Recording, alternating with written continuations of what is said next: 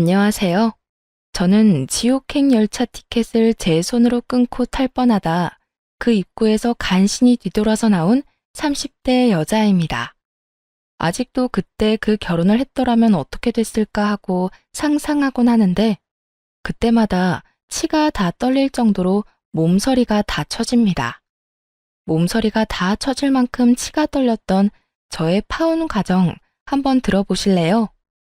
저와 남자친구는 3년을 연애한 사이였어요. 남자친구는 34살, 전 29살. 결혼을 생각해야 하는 나이였던 것도 맞지만 남자친구와 결혼 결정을 하게 된 것은 오직 나이만은 아니었죠. 3년이란 시간 동안 제가 봤던 남자친구는 다정했고 밝았으며 한결같았어요.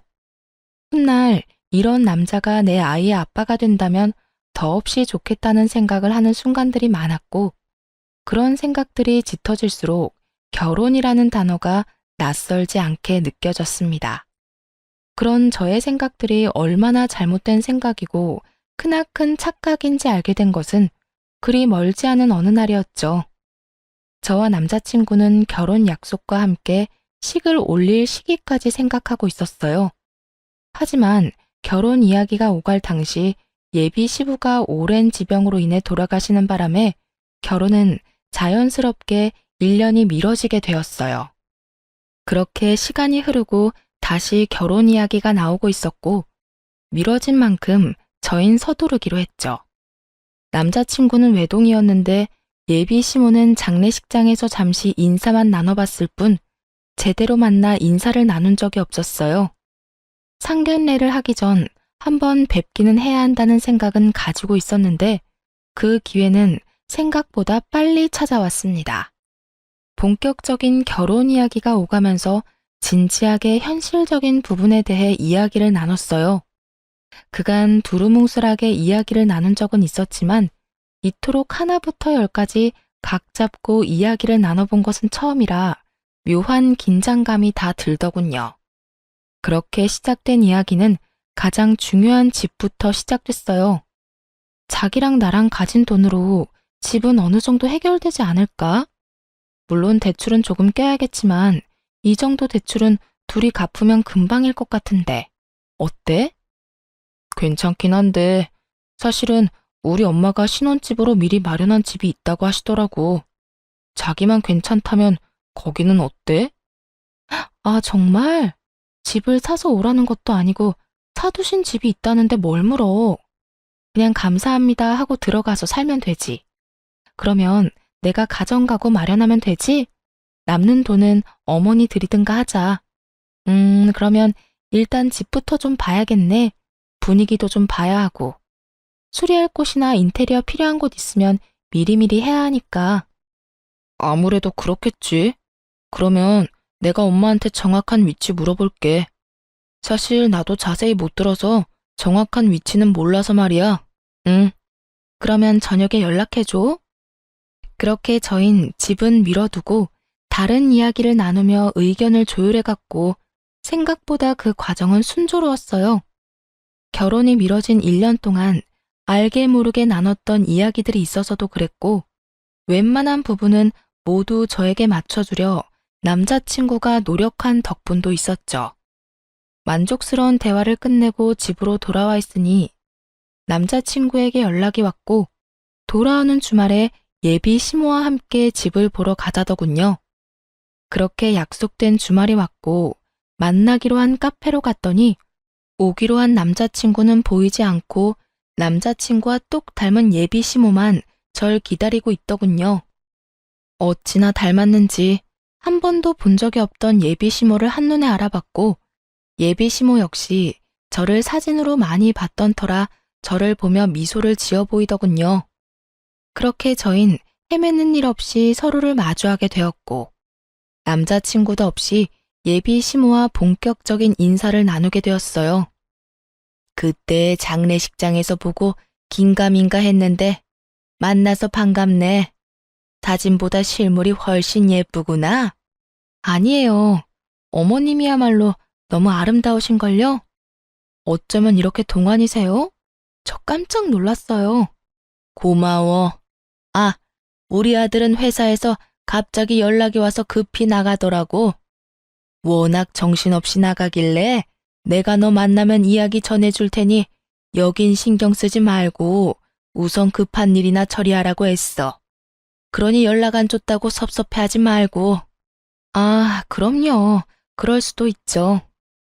이렇게 칭찬으로 말문에 포문을 연 저희는 분위기를 좋게 이어나가려고 했지만 이따금씩 찾아오는 정막은 어쩔 수 없더군요. 또다시 찾아온 정막에 마른 침만 삼킬 때쯤 예비 시모는 곧잘 마시던 커피를 내려놓더니 먼저 말을 꺼내더군요. 이야기 다 들었지? 집은 그렇게 하기로 했고 가정가구는 알아서 준비하면 될 것 같아. 그리고 번거로운 절차나 형식은 다 생략했으면 하는데 괜찮지? 아들한테 들으니 요즘엔 그렇게 하는 게 트렌드라고 해서 말이야. 조금 의아했어요.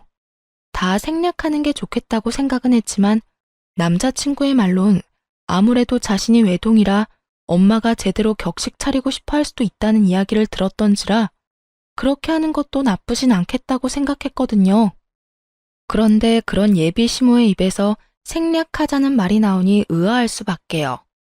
제가 의아함을 감추지 못하고 있으니 시모는 오해를 했는지 이런 말까지 하기 시작했어요. 아, 혹시 혼수가 부담스러우면 정말 최소한으로 꼭 필요한 것만 채워 넣어도 되니 너무 부담 가지지 마라.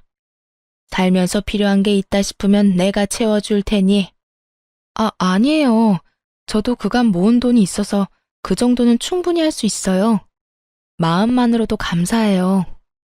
전 손사래까지 치며 아니라고 했고 예비 시모는 그런 저를 보며 인자한 미소를 보였어요. 그 후로도 많은 대화를 나눴고 전 생각보다는 예비 시모가 괜찮은 분 같다는 생각을 하며 신혼집으로 향하게 되었죠. 그런데 신혼집에 가까워지면 질수록 참 이상하더군요. 분명 남자친구와 제가 살게 될 신혼집으로 간다고 들었는데 예비 시모의 차는 남자친구의 집을 향해 달리고 있었으니까요. 이윽고 예비 시모의 차가 멈춰선 곳은 다름 아닌 익숙한 아파트의 지하 주차장이었어요. 제가 매번 남자친구를 기다렸던 아파트 입구였죠. 3,000세대가 넘는 아파트였는데 심지어 그 집과 같은 동에 살게 된다는 걸 깨달았을 땐 이게 무슨 상황인가 싶더군요. 일단 전 아무 말도 하지 않고 엘리베이터에 몸을 실었고 엘리베이터가 같은 층에 멈춰섰을 땐 당혹스러움을 감출 길이 없었습니다. 그런 제 표정을 본 시모는 걱정하지 말라는 말과 함께 이렇게 말하더라고요. 아, 무슨 생각하는 줄 알겠는데 같이 사는 건 아니니까 그런 걱정은 하지 마렴. 이렇게 말한 시모가 빙그르 웃으며 바로 옆집의 문을 여는데 솔직히 지금 뭐 하자는 건가 싶더라고요. 이건 거의 같은 집에 산다고 봐야 무방하지 않을까요? 같은 아파트, 같은 동인 것도 모자라 옆집이라는 사실을 정말 남자친구가 몰랐을까 하는 생각과 함께 이 난관을 어떻게 헤쳐나가야 하나 당황스럽기만 했죠. 사실 혼자 되신 지 1년밖에 되지 않는 예비 시모를 생각해 신혼집은 되도록이면 예비 시댁에서 가까운 곳에 마련하는 것도 괜찮겠다는 생각은 했었거든요. 하지만 그건 어디까지나 가까운 곳이지 이렇게 같이 살다시피 하는 곳은 전혀 아니었어요. 그렇게 정신을 차려보니 집 아니었고 도저히 표정 관리가 되지 않았던 저는 일단 화장실에 도망치다시피 들어와 버렸어요. 거울을 보니 제 표정이 정말 가관이더군요. 그 순간 배에서 익숙한 고통이 느껴지며 직감적으로 한 달에 한 번 걸리는 마법의 날이 시작됨을 알게 되었어요. 하필 가방은 거실에 두었고 얼른 가방에 넣어둔 위생용품을 찾기 위해 조용히 화장실 문을 열고 나갔죠. 거실 쪽 베란다에서 창밖을 바라보며 예비 시모가 통화를 하고 있더군요. 중요한 전화라 굳이 베란다에서 통화하나 보다 싶어 조용히 가방만 꺼내가려고 했는데 그 순간 아들이라는 단어를 듣고 저도 모르게 귀를 쫑긋 세우고 말았어요. 아들, 그렇지 않아도 집 보여주고 있어. 반응? 어쩌기는 뭘 어때? 내 생각대로 입이 찢어지게 좋아하고 있어.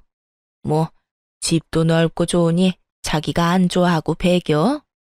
아파트 단지로 들어서고 난 후 입이 찢어지게 좋아하기는커녕 미소 한 번 보인 적이 없었는데 어떤 모습을 보고 저딴 이야기를 전하는지 모르겠더군요. 그 이야기만으로도 충분히 어이가 없는데 더 어이없는 말들이 제 귀에 들리기 시작했어요. 애까지 게 시댁 옆이라고 싫어하면 어쩔 거야? 너희 결혼한다고 진작 소문 다 나지 않았니? 그래, 그러니까. 그렇게 소문 다 난 마당에 파혼이라도 해봐라. 누구 손해일 것 같아? 남자는 아무 문제 없어도 여자는 그렇지도 않아. 온갖 추잡한 소문은 다 끌어안고 살아야 할 텐데 자기가 결혼 안 하고 배기겠어? 아우, 그리고 아들, 넌 도대체 눈이 어디 달린 거니? 여자 보는 안목 좀 키울 순 없어? 이 엄마는 얼굴 보고 깜짝 놀랐다. 명색에 우리 집 며느리 된다는 애 꼴이 그게 뭐야 도대체? 생긴 거는 꼭 여우처럼 생겨서는 입고 온 옷, 손에 쥔 가방, 신고 있는 신발까지 뭐 하나 제대로 된 것이 없던데? 걔 어느 정도 사는 집 애는 맞아. 그런데 왜 그렇게 후줄근하게 다녀? 엄마 창피해서 혼났어. 놀라움의 연속이었지만 이 정도에서 끝이 났다면 제가 이곳에 사연을 보내는 일은 없었겠죠. 네, 예비 시모의 말은 이것이 끝이 아니었어요. 입이 제대로 풀린 시모는 가쁜 숨을 고르더니 또다시 한바탕 쏟아내기 시작하더군요. 네가 좋다고 하니 일단 결혼은 허락하는데 1, 2년 여기서 살다가 합가하겠다고 한 약속이 있지 마라. 그때 되면 내가 무슨 이유를 갖다 붙여서라도 합가시킬 거니. 저의 꼴을 보아하니 훗날 태어날 우리 손주 교육이나 제대로 시키겠나 싶어서 그래. 그것뿐이겠니? 우리 손주도 자기처럼 없어 보이게 입히고 키울 거 아니야. 내가 그 꼴을 어떻게 보니? 그러니 너도 그런 줄 알고 그때 가서 군말할 생각도 하지 마. 일단 네 말대로 맨몸으로 와도 아무 상관없다는 식으로 말도 흘렸고 분위기도 좋게 만들어놨으니 결혼해서 저 물건 꽉 잡고 산다는 약속이나 지켜. 아, 그리고 내가 어떤 시집살이를 시키든 상관하지 않겠다는 약속도 잊지 마려무나. 그 약속 믿고 결혼 허락한 거니까. 휘몰아치는 말들을 들으며 전 어찌해야 할 바를 몰랐고 정신을 차려보니 예비 시모와 헤어지고 저의 집 제 방이더군요. 전 이해가 되지 않았어요. 제가 무슨 잘못을 했다고 저를 그리 미워하는 건지.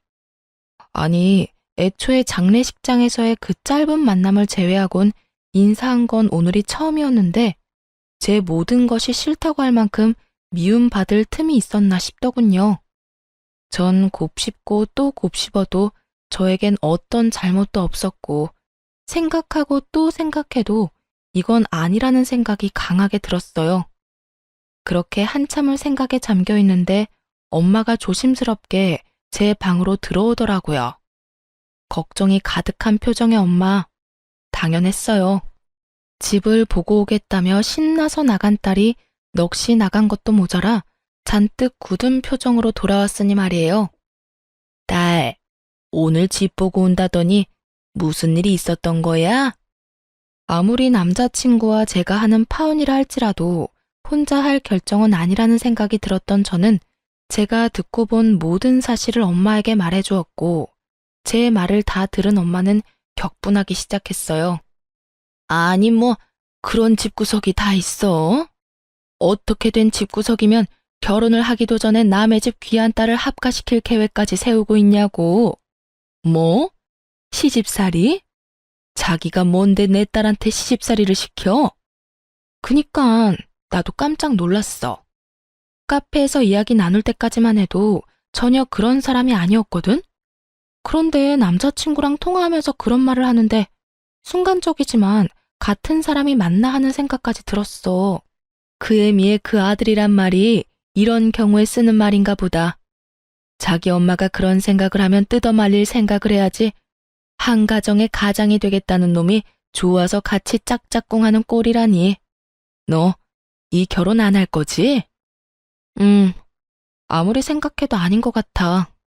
그래, 이혼보단 파혼이야. 요즘 세상의 파혼은 흠도 아니야. 동거하다 찢어지는 사람들도 수두룩인 세상에 파혼이 무슨 흠이나 되겠어? 알고 있어. 그런 걱정은 하지도 않았고. 그래. 아휴, 파혼할 때 하더라도 상견례 자리는 마련해. 그 뻔뻔한 여자 얼굴은 한번 봐야겠으니. 파혼까지 하는 마당에 굳이? 왜 그런 시간 낭비를 해야 해?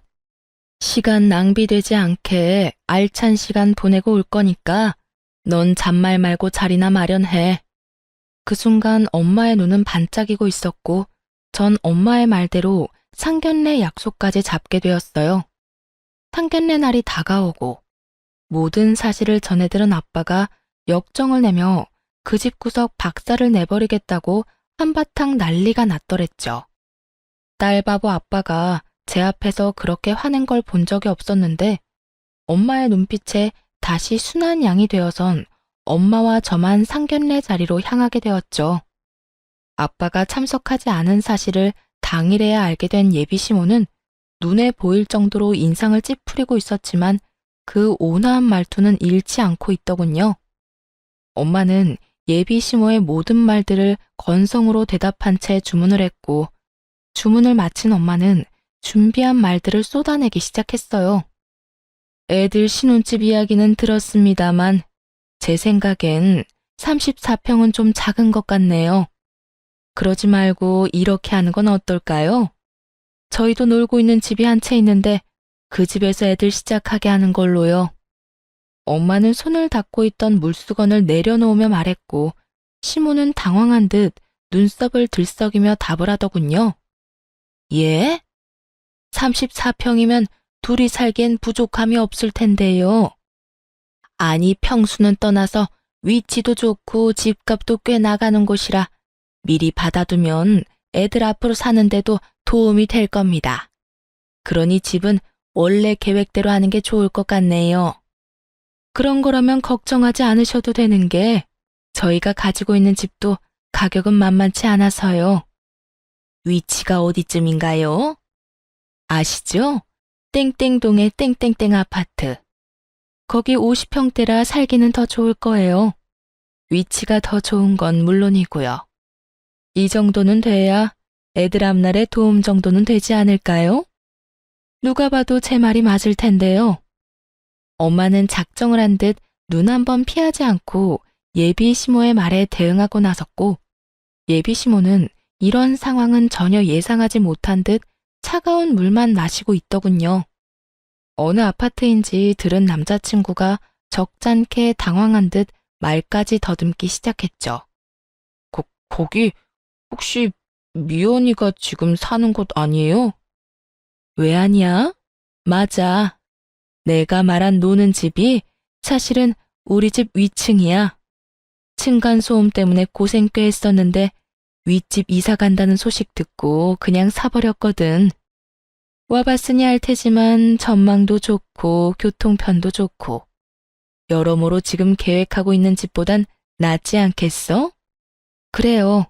엄마가 말한 빈집은 저희 집 위층으로 엄마의 말대로 꽤 긴 시간 층간소음으로 고생을 하고 있었는데 윗집이 나간다는 소식과 함께 그냥 그 집을 사버렸던 것이었습니다.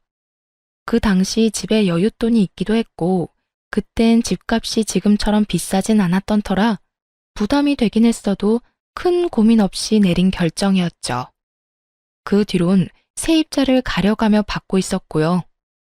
엄마의 말이 끝나자 남자친구는 다시 입을 다물어 버렸고 예비 시모는 목에 핏대까지 세우며 엄마에게 따지고 들더라고요.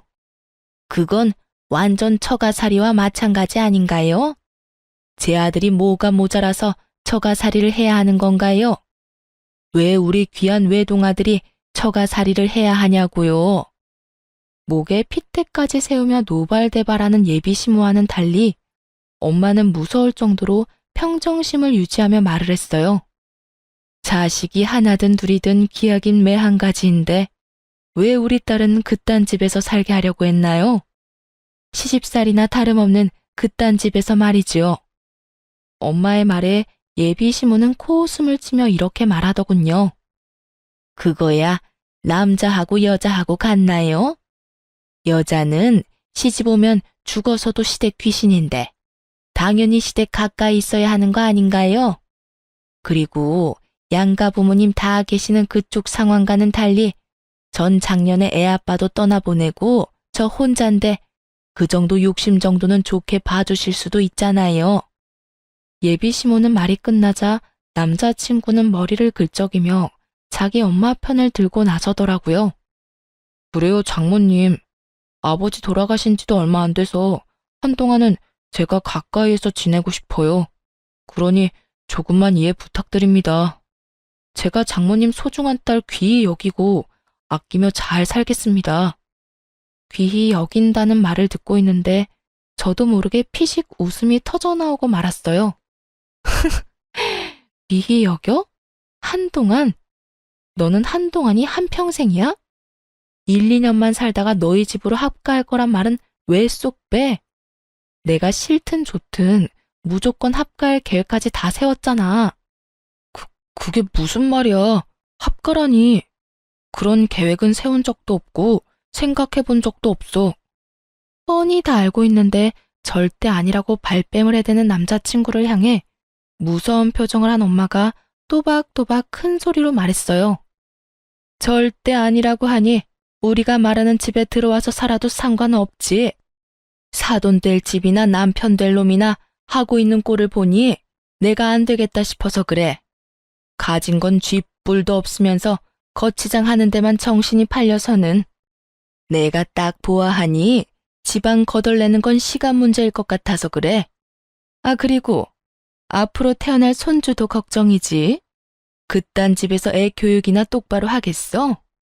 아무래도 걱정되어서 내가 옆에다 끼고 키워야지 원. 둘은 익숙한 말을 그대로 돌려받은 후에야 비로소 그때 제가 듣고 있었던 걸 눈치챘더라고요. 남자친구는 안절부절 못하고 제 눈치를 살피는 반면 시모는 붉어진 얼굴로 저를 쏘아보며 묻더군요.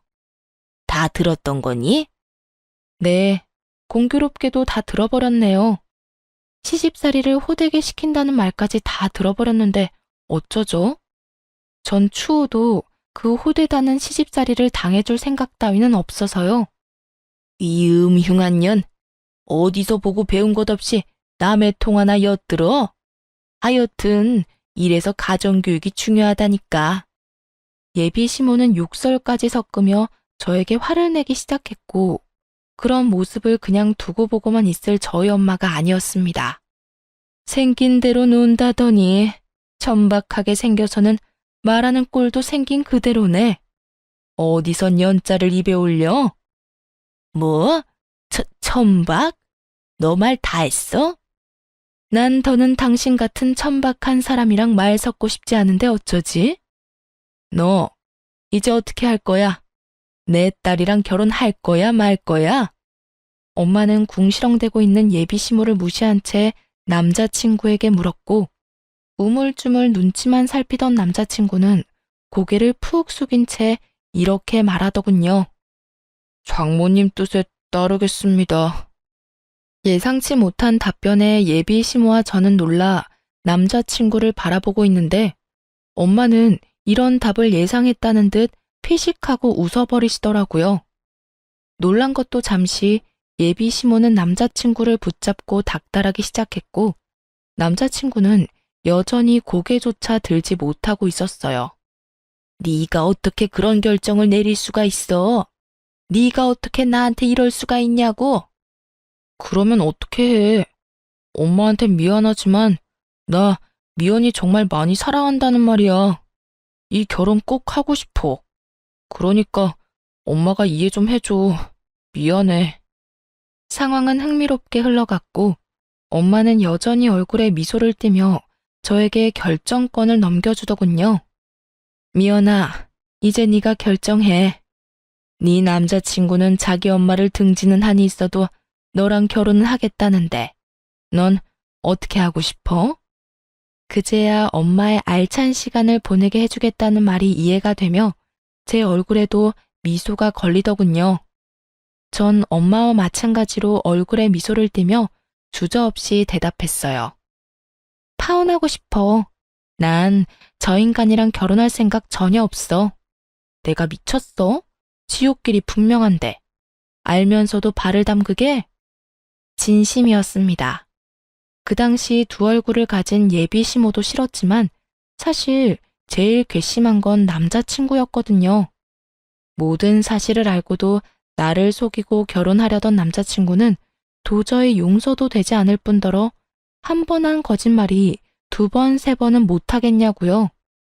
시집살이 시키려는 시모와 온갖 거짓말로 엄마 편만 들여는 남편의 모습이 뻔히 그려지는데 제 앞날을 알고도 파혼을 선택하지 않을 이유는 없더라고요.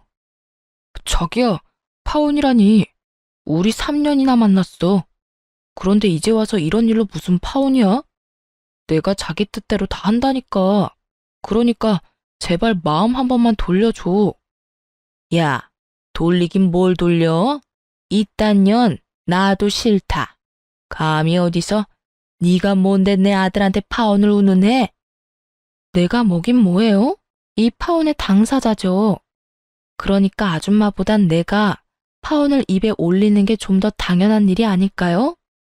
그리고 아줌마, 나도 싫어요.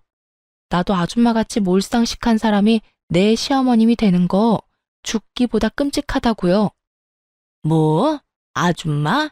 끔찍해? 너 지금 말 다 했니? 다 하진 않았는데 그만하려고요. 더 해봤자 뭐하나 싶고 더 해봤자 내 입만 아픈 일 아니겠어요? 인연이? 이윽고 흥분이 최고조에 다다른 예비 시모는 제 얼굴에 물을 부어버리더군요.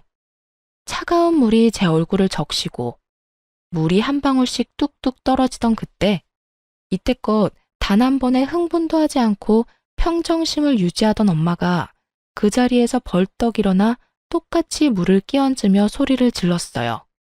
이 미친 여자가 기어코 내 딸한테? 이 여자가 어딜 감히? 너 미쳤어? 미친 건 너지.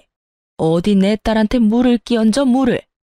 내가 생각 같아선 오물이라도 끼얹고 싶은데 화장실이 멀어서 참는 줄 알아. 엄마는 제 손을 잡은 채 그 자리를 박차고 나와버렸고 전 그렇게 파혼을 하게 되었습니다. 그 뒤로 남자친구였던 인간에게서 가끔 자니? 라는 소름 끼치는 연락이 오곤 했지만 그 연락이 2번이 넘어갈 무렵 차단을 함으로써 연락은 오지 않았죠. 그 대신 그놈이 집으로 찾아오기 시작하더라고요. 대꾸도 하지 않으면 찾아오지 않겠거니 했는데 끈질긴 전 남자친구 놈은 하루 이틀도 아닌 일주일을 찾아오더군요. 그쯤 되자 지긋지긋한 것을 넘어 미칠 지경이더라고요. 1초도 마주하고 싶지 않은 인간이 하루 중 제일 기쁜 저의 퇴근길을 망치고 있었으니까요.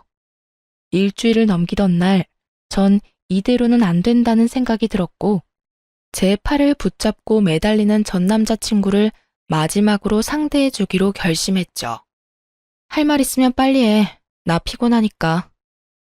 미연아, 드디어 내가 보이는 거야? 나한테 다시 기회 주는 거야? 기회를 주는 게 아니라 다신 찾아오지 말라고 마지막으로 들어주는 거야. 그러니 할 말 있으면 빨리 해. 미연아, 우리 정말 이렇게 헤어질 거야? 정말 이대로 끝낼 거야? 그러니까 제발 찾아오지 마. 부탁이야. 그 순간 갑자기 무릎까지 꿇고 애걸복걸하며 지저분하게 굴더라고요. 그래서 저는 당장 그 사람 엄마에게 전화를 걸었어요. 어머, 네가 웬일이니? 나한테 전화를 다 하고. 행여나 잘못했다고 빌 생각이면 하지 말거라. 네가 이제 와서 울고불고 빈다 해도 난 너 받아줄 생각 없다. 저도 그럴 생각은 없고요. 얼른 와서 그 잘난 아들 좀 데리고 가세요. 어딘지는 알죠? 일주일을 넘게 와서 무릎까지 꿇고 울고불고 비는데 정말 미칠 지경이라고요. 저의 말에 전화를 끊어버리고는 정말 비행기라도 타고 온 것인지 순식간에 모습을 드러내더군요. 너 당장 못 일어나? 이게 도대체 무슨 꼴이야? 네가 뭐가 부족해서 이딴 애한테 무릎까지 꿇어? 무슨 소리를 하든 전 남자친구는 미동도 없이 앉아 있었고 이윽고 아줌마의 비난은 저를 향하고 있었어요. 네 년 때문이야. 내 아들이 이렇게 망가진 건 다 네 년 때문이라고. 제가 정말 단 하나도 이해가 되지 않아서 그러는데 왜 이 모든 게 내 탓이 되는 걸까요? 내가 이 사람 불렀어요? 내가 이 사람 강제로 무릎이라도 꿇렸어요? 난요, 연락 받는 것도 싫어서 차단까지 했는데 직접 그것도 일주일씩이나 찾아와서 구질구질하게 매달린 건 이 사람이라고요. 인연이 오늘 너 죽고 나 죽자. 내가 너 오늘 가만 안 둘 거야. 온갖 고상이란 고상은 다 떨어대던 전 예비시모는 고함을 지르며 제 머리채를 휘어잡았고 파혼도 했겠다. 더는 참고 있을 필요가 없었던 저 역시 인정사정 없이 그 머리채를 잡아버렸어요. 개판도 그런 개판이 없었죠. 딸뻘 되는 제 머리채를 잡은 아줌마나 엄마뻘 되는 아줌마의 머리채를 잡은 저나 남들이 보기엔 독인 객인인 상황이었습니다. 몸으로 번져버린 저희의 싸움에 전 남자친구가 일어나 말려봤지만 흥분한 두 여자를 뜯어내기엔 역부족이었고 계속된 싸움에 결국 집에 있던 엄마까지 뛰어나오게 되었어요. 엄마의 목소리가 들리자 저는 그 아줌마의 손을 확 꺾어버리며 바닥으로 밀쳐버렸어요. 그 순간 엄마가 고이 들고 온 양동이를 두 사람에게 붓고는 이렇게 말했어요. 내가 경고했지? 오물을 뿌리고 싶은 걸 겨우 참고 있었다고. 그 양동이는 저희 집 강아지가 싼 소변 패드를 푹 담아놓은 오물이었어요. 엄마는 결국 바라던 대로 오물을 두 사람에게 끼얹어 버렸고 오물을 뒤집어 쓰게 된 두 사람은 고함을 지르더군요. 이게 뭐야? 엄마, 이거 오줌 찌른 내 아니야? 왜 아니야? 이 여자가 진짜 미쳤나? 왜 사람한테 오줌물을 뿌려? 두 사람의 표정과는 상반되게 엄마는 승리에 취한 표정을 짓고 있었고 제 손을 꽉 잡으며 이렇게 말하더군요. 그러게, 왜 찾아와서 이 난리야? 내 딸이 싫다는 말 못 들었어? 내 딸이 우스워? 네 딸이 얼마나 질질 흘리고 다녔으면 내 아들이 이랬겠어. 앞으로 딸 관리 좀 잘하란 말이야. 이런 일 없게. 이 무슨 억지스러운 말인지 모르겠더군요. 투명인간 취급을 해도 찾아와서 귀찮게 군 인간이 누군데 저딴 말을 짓거리는 건지. 입으로 나온다고 해서 다 말이 아니란 걸 그날 처음 알았지 뭐예요? 더불어 사람 입에서도 개소리를 할 수 있다는 사실도요. 엄마는 코웃음을 치며 말했습니다. 까고 있네 정말. 내가 웬만하면 상스러운 말 쓰기 싫어서 참고 또 참았는데 너 같은 건 욕 없인 대화가 안 되겠네. 야, 이 미친년아, 정신 차려. 내 딸이 흘린 게 아니라 네 아들이 내 딸 못 잊어서 미쳐 날뛰는 거야. 알겠어? 그러니까 네 아들 다리 몽둥이를 꺾어버리든 누나를 뽑아버리든 그건 알아서 하고 불구를 만들어서라도 우리 눈앞에 보이지 않게 해. 다시 한번 내 딸 앞에 얼씬거리는 날엔 경찰에 신고할 테니 그런 줄 알아. 엄마는 욕이라고 모르는 사람인 줄 알았는데 생각보다 엄마의 욕은 화려했고 경고는 강했어요. 그 이후 그 인간들의 소식은 들을 수도 없었으니까요. 그렇게 5년이란 시간이 흘렀어요. 그동안 저는 좋은 사람을 만나 결혼도 하고 이제 300일이 되어가는 딸을 키우며 그 누구보다 행복하게 살아가고 있었어요. 그런데 얼마 전 딸이 감기에 걸려 동네 인기 있는 소아과에 딸과 함께 방문하게 되었어요. 진료를 기다리며 딸을 보고 있는데 소아과 문이 열리더니 익숙한 두 사람이 들어오더군요. 네, 맞습니다. 익숙한 두 사람은 5년 전 시모가 될 뻔했던 여자와 남편이 될 뻔했던 남자였어요. 두 사람은 100일이 갓 넘어 보이는 아기와 함께였는데 표정이 좋아 보이진 않더라고요. 사실 지금의 남편과 결혼할 때 딱 한 가지 고민이 있었어요. 그 사람이 신혼집으로 본인이 살던 집에서 시작하자고 말했는데 하필이면 예전 제 시댁이 될 뻔했던 집과 정말 가까웠거든요.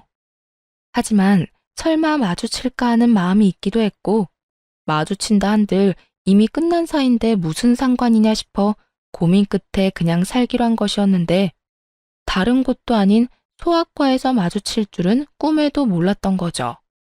두 사람은 저를 발견하지 못한 듯 서로에게 언성을 높이며 대화를 하고 있더라고요.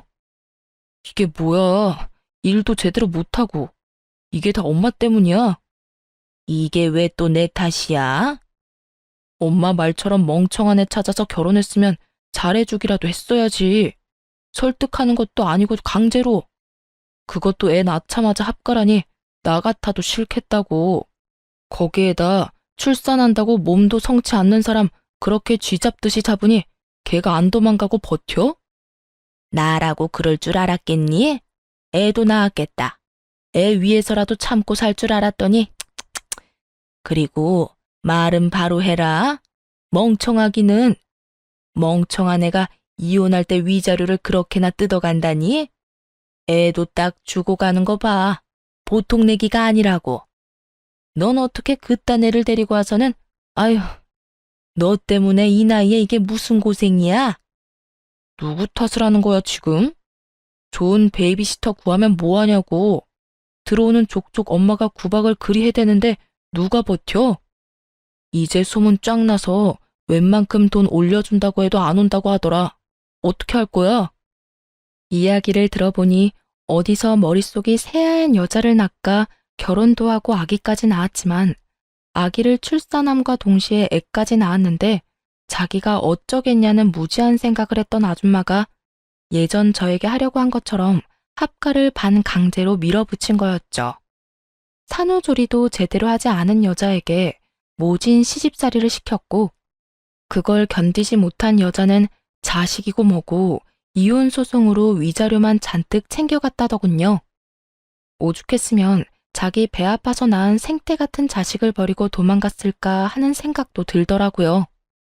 제가 보기엔 누구 하나 잘난 사람이 없는데 뭘 그리 따지는 것인지 이해가 되지 않기도 했고요. 병원 안에서 조용히 대화를 엿듣는 다른 엄마들도 같은 생각인지 저마다 곱지 않은 눈초리로 두 사람을 훑고 있더라고요. 그렇게 주변의 시선 따윈 신경 쓰지 않고 열심히 열을 올리며 서로의 탓으로 돌리던 순간 전 남자친구의 눈과 딱 마주쳐버렸고 피하기엔 늦은 상황이 되어버렸습니다. 꼴에 결혼은 했나 보네. 쟤 하고 있는 꼴을 봐라. 너 그때 엄마 버리고 쟤하고 결혼해서 봐라. 네가 지금 어떤 꼴로 살고 있을지 안 봐도 뻔해. 예전엔 저 정도는 아니었는데 좀 그렇긴 하네. 그땐 네 눈에 콩깍지가 씌었었고 거봐, 엄마 말 듣기 잘했지? 꼴값이지도 않더라고요. 자식 아파 소아과 가는데 집에 있는 비싼 옷 갖춰 입고 가는 게 더 웃긴 거 아닌가요? 그리고 저요, 꼴이라고 불릴 만큼 허름한 행색도 아니었어요. 그저 이름난 브랜드 옷이 아닌 예전부터 그러했듯 품질 좋고 가격도 착한 그런 옷을 입고 있었어요. 보기에 싸구려 같은 옷도 아니었고요. 거기에다 상견례를 할 당시 꼴 같지도 않게 온몸에 명품을 휘두르며 자랑질하던 그쪽 집보다 낭비하지 않고 지내는 저희 집이 재산으로 보나 뭐로 보나 잘 산다는 것을 알았을 텐데 누가 누구 보고 꼴을 운운하는 것인지 이해가 되지 않더라고요. 또 한편으로는 참 여전하다는 생각도 들었고요. 아무것도 묻지도 따지지도 않고 저를 미워하던 늙은 여자나 그런 엄마도 부모라고 좋다고 쿵짝 맞춰주던 저놈이나 말이에요. 이런 저의 마음을 아는지 모르는지 한참을 제 귀에 다들리게 쑥덕대던 두 사람은 본인들의 차례가 되었는지 진료실로 들어가고 전 예약을 하지 않고 갔던 터라 두 사람보다 더 늦게 진료를 보고 병원을 나서게 되었어요. 딸의 감기가 심하지는 않다는 말을 듣고 보다 가벼운 발걸음으로 병원 나서는데 글쎄 그 두 인간이 병원 입구에 서성이고 있는 것이 아니겠어요? 제가 진료를 보기 한참 전에 진료를 다 보고 나가는 것을 봤는데 이때껏 그 앞을 서성이고 있다니. 정말 뭐 하는 인간들인가 싶더군요. 뭐 반가운 얼굴이라고 굳이 얼굴을 내비치나 싶기도 하고요. 두 사람은 저의 예상대로 저를 기다린 것이 맞는 듯 눈을 반짝이며 오더군요. 그리곤 아직 하고 싶은 말이 남았는지 쉬지 않고 제 험담을 하기 시작했어요.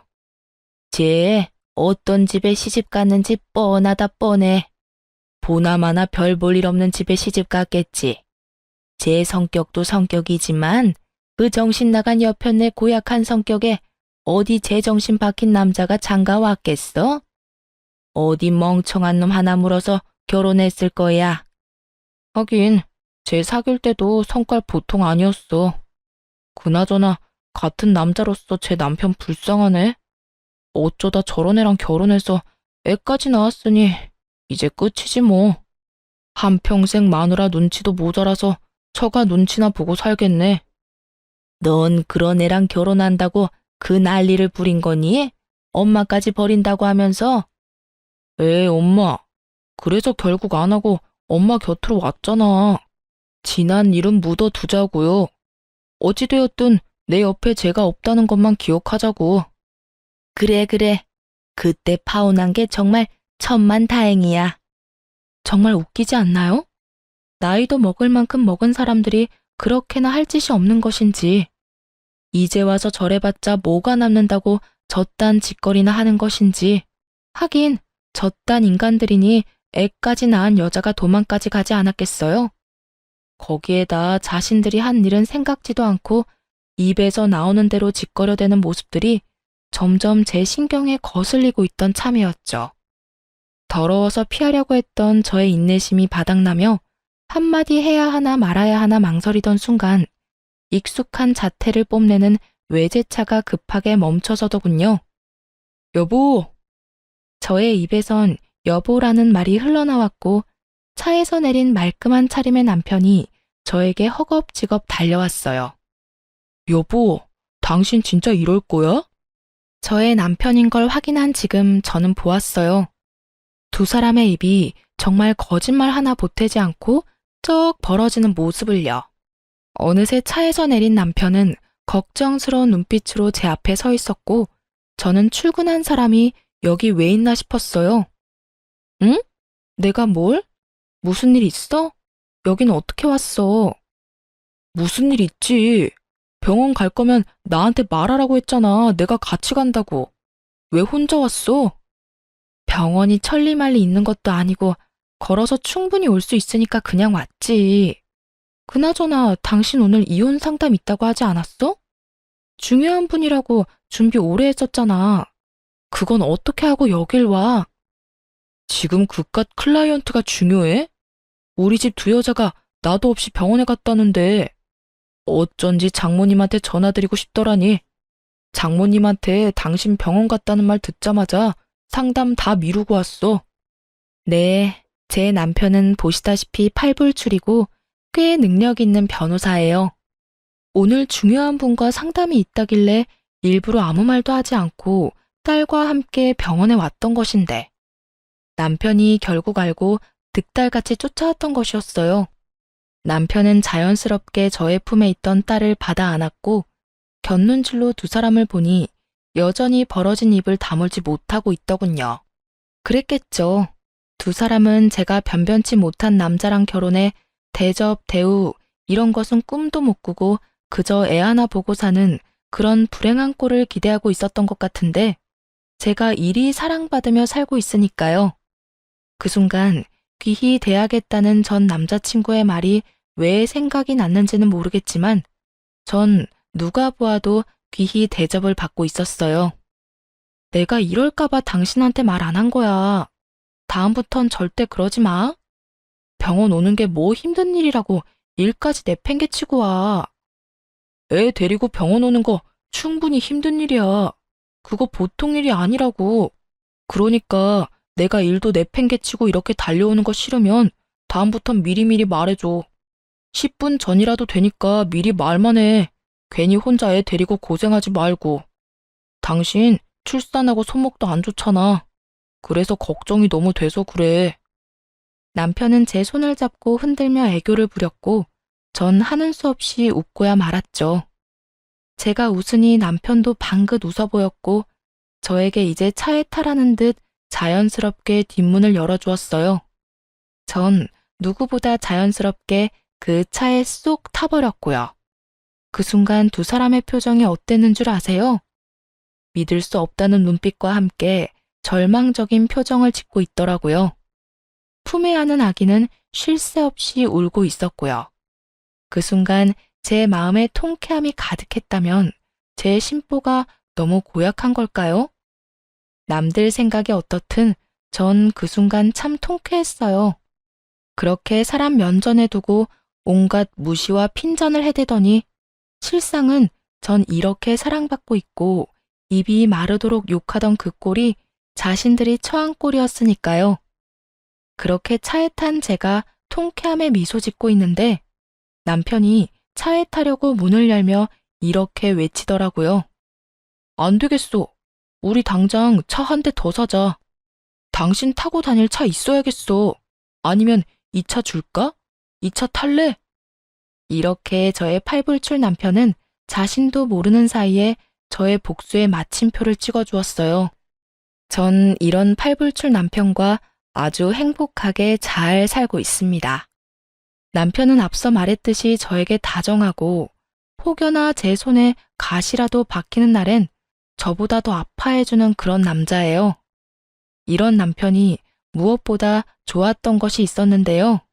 그건 바로 부모님을 존경한다는 것이었어요. 남편의 존경을 한 몸에 받을 만큼 시부모님은 존경받아 마땅한 좋은 분들이셨고 그런 좋으신 분들을 존경하고 섬기는 남편이 참 멋져 보이더라고요. 그래서 저도 제 시부모님들을 존경하고 잘 섬기며 살아가고 있어요. 남편은 시부모님을 존경하는 만큼 저희 부모님께도 바쁜 시간을 쪼개고 쪼개 잘하려고 노력해 주더라고요. 가끔 저러다 잘못되겠다는 생각이 들 정도로 하루 24시간을 참 바쁘게 사는 사람인데 그런 사람이 저희 부모님까지 잘 챙겨주니 진심으로 고맙다는 마음이 들더군요. 저야말로 정말 똥차 가고 나면 벤츠 온다는 바람직한 예가 아닐까 싶네요. 근래엔 1년에 한 번씩은 시부모님과 친정 부모님을 모시고 여행을 다니곤 하는데 이 행복이 영원했으면 좋겠다라는 생각이 들 정도로 행복해요. 혹시나 저처럼 결혼을 앞두고 이건 아니라는 생각으로 결혼을 망설이고 계신 분들께 말씀드리고 싶어요. 모든 사람이 나와 퍼즐 맞추듯 맞춰질 순 없더라도 최소한 나와 맞춰지려고 노력은 해야 답이 있지 않겠어요? 전 도저히 맞춰지지 않는 사람이 시어머니가 될 뻔했던 사람이고 그렇기에 파혼을 하고 지금껏 이 선택을 후회하지 않습니다. 해볼 때까지 해봐야 후회가 없다는 말도 있던데 그 말도 틀린 말도 아니죠. 하지만 저처럼 굳이 구렁텅이란 걸 뻔히 알면서 내 발 더럽혀가면서까지 그 구렁텅이에 발을 담가볼 필요가 있을까요? 선택은 그 갈림길에 서 있는 분들의 몫이겠지만 저로서는 고개가 내저어지네요. 하여튼 모든 분들이 현명한 선택을 하시길 바라며 저의 긴 사연 들어주신 모든 분 감사합니다. 좋은 하루 되세요.